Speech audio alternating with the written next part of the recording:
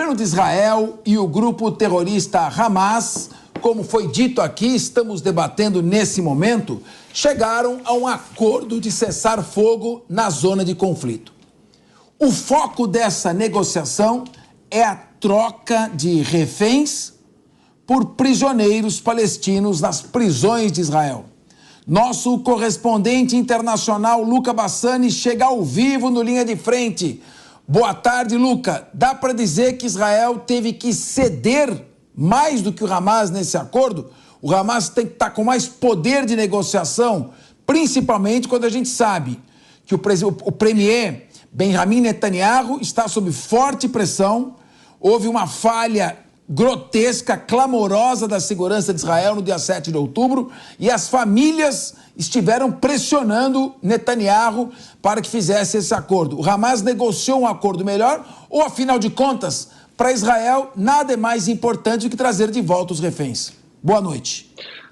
Boa tarde a você, Capês, aos nossos debatedores e quem acompanha o Linha de Frente. Nós vemos que Israel se colocou em uma posição delicada pela perda do apoio internacional, principalmente de aliados históricos, durante as últimas semanas, pelas pressões populares, principalmente de grupos mais progressistas, mais ligados à esquerda, até mesmo as populações muçulmanas desses países, que pressionaram Estados Unidos, França, Alemanha, Reino Unido, para tomar uma posição não de alinhamento incondicional à política militar adotada por Israel na faixa de Gaza.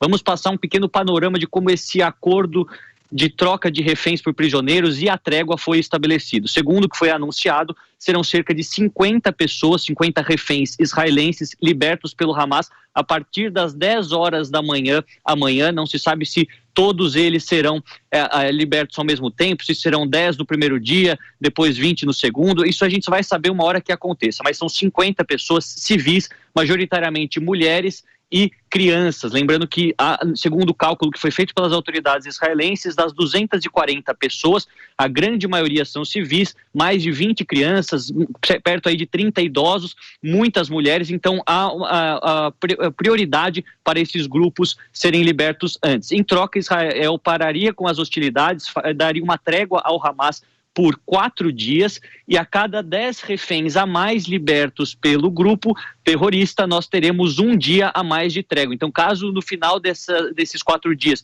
o Hamas queira mais tempo de trégua, ele pode libertar mais reféns, que Israel estaria disposto a dar 1 dia a mais para cada 10 reféns. Ao mesmo tempo, o número de prisioneiros palestinos que estão em solo israelense, que vão ser também libertados da prisão, foi anunciado em 150. Então a troca seria mais ou menos de 1 para 3, né? 1 israelense a cada 3 palestinos. Lembrando que todos essas pessoas que vão ser libertas, tanto os reféns quanto os prisioneiros palestinos, são em sua maioria mulheres e menores de idade, pessoas que não têm nenhum passado ativo nas questões militares, seja como terrorista do grupo Hamas, seja como membro do exército de Israel. Então esses militares serão discutidos a posteriori, mas de qualquer maneira já é um caminho muito, muito bom, considerando a situação muito adversa que vivem esses reféns por mais de 45 dias, e também a gente tem que ressaltar o papel fundamental que teve os Estados Unidos e o Catar na mediação desta negociação, um representando Israel, outro representando o Hamas,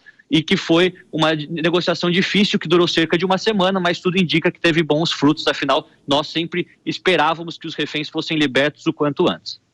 A doutrina antiterror dos países ocidentais, Estados Unidos, principalmente Inglaterra, França, Alemanha e também Israel, é de não negociar em hipótese alguma com terroristas. Porque se você negocia, você está abrindo um precedente perigoso.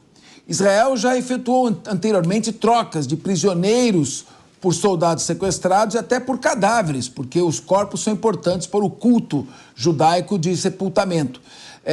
O governo israelense, no momento em que faz esse tipo de cessão, atende a uma exigência do Hamas e permite que o Hamas se reorganize em termos operacionais. Ele está sob forte pressão dos familiares das vítimas sequestradas e da própria opinião pública, já que Netanyahu é considerado culpado, embora ninguém diga isso nesse momento abertamente, pela clamorosa falha de segurança do dia 7 de outubro. Trocou-se uma linha de pensamento, uma linha de ação, uma linha de doutrina pelo pragmatismo e a necessidade de recuperar os reféns?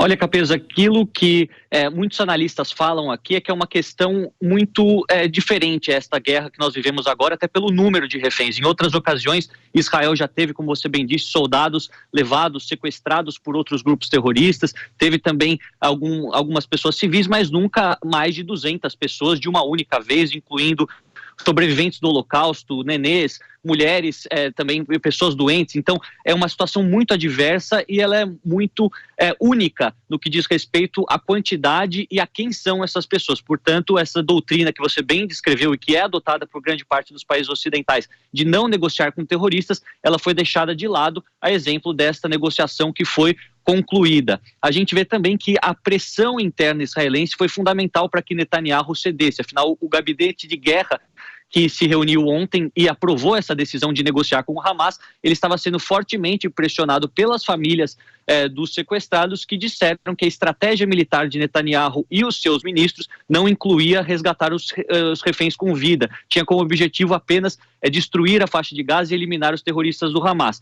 Mas a gente vê que agora, com uma libertação um pouco mais consistente, de um número um pouco mais expressivo de reféns, aí se 50 forem liberados, vamos ver praticamente 20%, 25%, isso vai ser positivo, mas internamente a visão que a sociedade tem do governo Netanyahu ela é muito negativa, muitos já dão como certa a sua saída, uma vez que essa guerra termine no aspecto militar e que será necessário de maneira primordial encontrar uma nova liderança para fazer com que Israel consiga, de fato, ter tirado o papel a paz com os palestinos, já que conseguiu, de fato, no passado também tirar a paz do papel com outros países árabes, exemplo dos acordos de Abraão, exemplo da paz que fez com a Jordânia, com o Egito, etc.